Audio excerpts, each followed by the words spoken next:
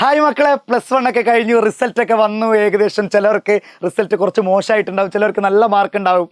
എന്നാലും നമുക്ക് പോയ മാർക്കിന് ഇനിയിപ്പോൾ നമുക്കൊന്നും ചെയ്യാൻ പറ്റില്ല അല്ലേ. നമുക്ക് പോയി കഴിഞ്ഞു. ഇനി നമുക്ക് എന്ത് ചെയ്യാൻ പറ്റുമോ? +2 അടിപൊളിയാക്കാം. എന്ന് വെച്ചാൽ കഴിഞ്ഞതിനെ പറ്റി നമ്മൾ ഇന്നലത്തെ ദിവസം അത് കഴിഞ്ഞു അല്ലേ, ഇന്നലത്തെ കഴിഞ്ഞു. ഇനി വരാൻ പോകുന്നതിനെ അല്ലെങ്കിൽ ഇന്നത്തെ ദിവസത്തെക്കുറിച്ച് ചിന്തിക്കുക എന്ന് ആരൊക്കെയോ പറഞ്ഞു കേട്ടിട്ടുണ്ട്. അപ്പോൾ റിസൾട്ടിനെ പറ്റിയൊന്നും മക്കൾ ഇനി ഒരു ടെൻഷനും വേണ്ട, നമുക്ക് +2 പിടിക്കാവുന്നതുള്ളൂ. അങ്ങനെ പിടിച്ച കുട്ടികൾ അല്ലെങ്കിൽ +1 കുറച്ച് മാർക്ക് കുറഞ്ഞു പോയത് അത് +2 കൂടി കൂട്ടിപ്പിടിച്ച ഒരുപാട് കുട്ടികൾ എനിക്ക് പരിചയമുണ്ട്. അതുകൊണ്ട് തന്നെയാണ് ഞാൻ ഈ വീഡിയോ ഞാൻ തന്നെ നിങ്ങൾക്ക് പറയാം, അല്ലെങ്കിൽ ഞാൻ തന്നെ നിങ്ങളോട് ഇത് പറയണമെന്ന് വിചാരിച്ച് വന്നതാണ്. കാരണം എനിക്ക് ഇങ്ങനെയുള്ള ഒരുപാട് കുട്ടികളെ കഴിഞ്ഞ വർഷങ്ങളിലൊക്കെ +1 സാറേ മാർക്ക് കുറഞ്ഞു പോയി, കരച്ചിലിൻ്റെ ഒരു കരഞ്ഞ ഓഡിയോ വരെ എൻ്റെ വാട്സപ്പിലുണ്ട്. സാറേ ഞാൻ ഇനി എന്താ ചെയ്യുക, എനിക്ക് ആകെ +1 ഇത്ര മാർക്കുള്ളൂ, ഞാൻ എന്താ ചെയ്യുക എന്നൊക്കെ പറഞ്ഞ് കരഞ്ഞു. ഞാൻ ഒരൊറ്റ കാര്യമാണ് പറഞ്ഞത്, ഇനി കരഞ്ഞാൽ ആ മാർക്ക് തിരിച്ചു കിട്ടും. ഒരൊറ്റ കാര്യം ചോദിച്ചു, കരഞ്ഞാൽ ആ മാർക്ക് തിരിച്ചു കിട്ടും. ആ കുട്ടീനെ ഒറ്റ ക്വസ്റ്റ്യൻ മാർക്ക് പോലെ ചോദിച്ചു. ആ കുട്ടി പറഞ്ഞു ഇല്ല. പിന്നെ ഞാൻ ചോദിച്ചു പിന്നെ എന്തിനാ കരയേണ്ടത്? സാർ അത് ടെൻഷനായിട്ട് അതിൻ്റെ കൂടെയുള്ള കുട്ടികൾക്കൊക്കെ നല്ല മാർക്കുണ്ട്. ഞാൻ പറഞ്ഞു ആ കൂടെയുള്ള കുട്ടികൾ നല്ല മാർക്ക് എന്ന് വിചാരിച്ച് അങ്ങനെ ആ നൃത്തം നിൽക്കും. പക്ഷെ നീ ചെയ്യേണ്ടത് എന്താണ്? എനിക്ക് +1 ഏതായാലും നഷ്ടപ്പെട്ടു, ഞാൻ കുറച്ച് ഉഴപ്പി അല്ലെങ്കിൽ കുറച്ച് ഉടായ്പകളൊക്കെ കളിച്ചു, കുറച്ച് ക്ലാസ്സിൽ കയറാതെ നിന്നു, കുറച്ച് പഠിക്കേണ്ട സമയത്ത് പഠിക്കടാന്ന് ഞങ്ങളും മറ്റേ സ്കൂളിലത്തെ ടീച്ചേഴ്സും വീട്ടിലെ പാരൻസ് ഒക്കെ പറഞ്ഞപ്പോഴും കുറച്ചൊന്നും ഉഴപ്പി സാറേ. അപ്പോൾ പിന്നെ എന്താ പറഞ്ഞത്? +2 നോക്കി, അത് പോട്ടെ. ഇനി ആ ഉഴപ്പിയതും +1 നിങ്ങൾ ചെയ്തതൊക്കെ മറന്നേക്കാം. ഇനി നിങ്ങൾ ചെയ്യേണ്ടത് +2 അടിപൊളിയായി പഠിക്കുക എന്നുള്ളതാണ്. മക്കളെ ക്ലാസ്സൊക്കെ തുടങ്ങുന്നേ ഉള്ളൂ, തുടങ്ങി വരുന്നേ ഉള്ളൂ, നമ്മുടെ കണ്ടന്റുകളൊക്കെ നിങ്ങൾക്ക് കിട്ടി വരുന്നേ ഉള്ളൂ. നിങ്ങൾ മാക്സിമം ചെയ്യുക. അപ്പോൾ ഞാൻ ഈ വീഡിയോ ആയിട്ട് വന്നത് പ്രധാനമായിട്ടും വരാനുള്ള റീസൺ എന്ന് പറഞ്ഞാൽ ഒന്ന് ആ കാര്യം, +1 ഏതായാലും പോയി എന്നല്ല, മാർക്ക് കുറച്ച് കുറഞ്ഞു പോയി പോട്ടെ, കൂടിയവർക്ക് ഹാപ്പി പോട്ടെ, എന്തോ ആവട്ടെ. നമ്മൾ ഇനി ചെയ്യാൻ പോകുന്നത് വരാനിരിക്കുന്ന +2 കളർഫുൾ ആക്കാന്നുള്ള, അടിപൊളിയാക്കാന്നുള്ള. അപ്പോൾ നിങ്ങൾ അറിഞ്ഞിരിക്കേണ്ട ഒരു കാര്യം എന്ന് പറഞ്ഞു കഴിഞ്ഞാൽ മക്കളെ, നിങ്ങൾക്ക് ഓൾറെഡി അറിയാം, നിങ്ങൾക്ക് +1 റിസൾട്ട് വരുമ്പോൾ തന്നെ നിങ്ങൾക്ക് മനസ്സിലായിട്ടുണ്ടാവും ഓൾറെഡി ഗ്രേഡ് അവിടെ ഉണ്ടാവും. ഇപ്പോൾ 10ാം ക്ലാസ്സിൽ ഗ്രേഡ് മാത്രമേ ഉണ്ടാവുള്ളൂ. പക്ഷേ നമ്മളെ +1 +2 എന്ന് പറഞ്ഞാൽ +2ൽ +1 +2 കൂടി കമ്പൈൻ ചെയ്തിട്ടുള്ള മാർക്കാണ്. ഒരിക്കലും അതുകൊണ്ടാണ് ഞാൻ ആദ്യമേ പറയുന്നത്, +1 മാർക്ക് വിചാരിച്ച് നിങ്ങൾ ടെൻഷൻ ആവണ്ട.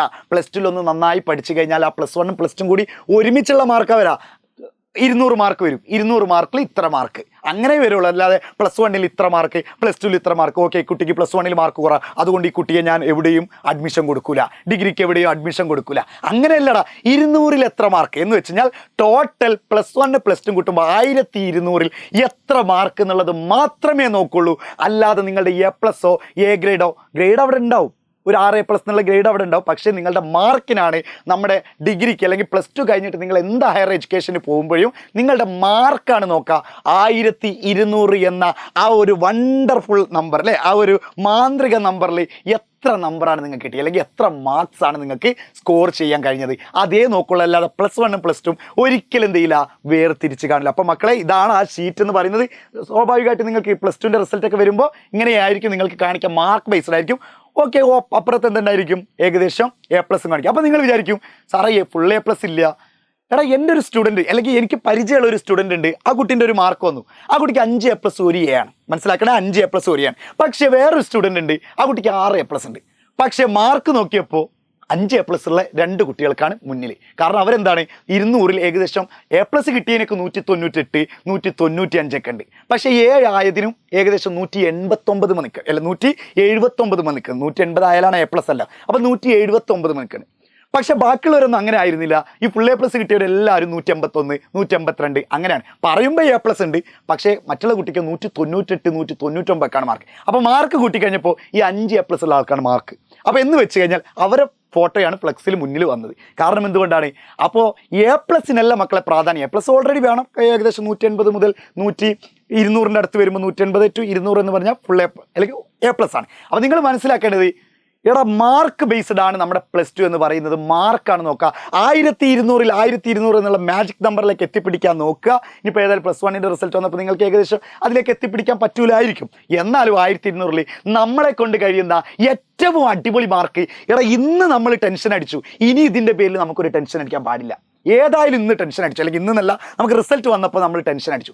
ഇനി സാറേ ഞാൻ ഇവിടെ ഒരു പ്രതിജ്ഞ എടുക്കുകയാണ്, ഇനി ഇങ്ങനെ ഒരു റിസൾട്ട് എൻ്റെ ജീവിതത്തിൽ വരുമ്പോൾ ഞാൻ ഇന്നലെ അടിച്ച അല്ലെങ്കിൽ മിനിയാന്ന് എന്നാണ് റിസൾട്ട് വന്നത്, അന്ന് ടെൻഷൻ അടിച്ചതുപോലെ ഇനി ഞാൻ ടെൻഷൻ അടിക്കില്ല സാറേ, ഇനി ഞാൻ ഹാപ്പി ആയിരിക്കും. ഇത് സാറിനുള്ള വാക്കാണ്, അല്ലെങ്കിൽ ഇത് എജുപോർട്ടിനുള്ള വാക്കാണ്, അല്ലെങ്കിൽ നിങ്ങൾക്ക് നിങ്ങളോട് തന്നെ കൊടുക്കാൻ പറ്റിയ വാക്കാണടാ.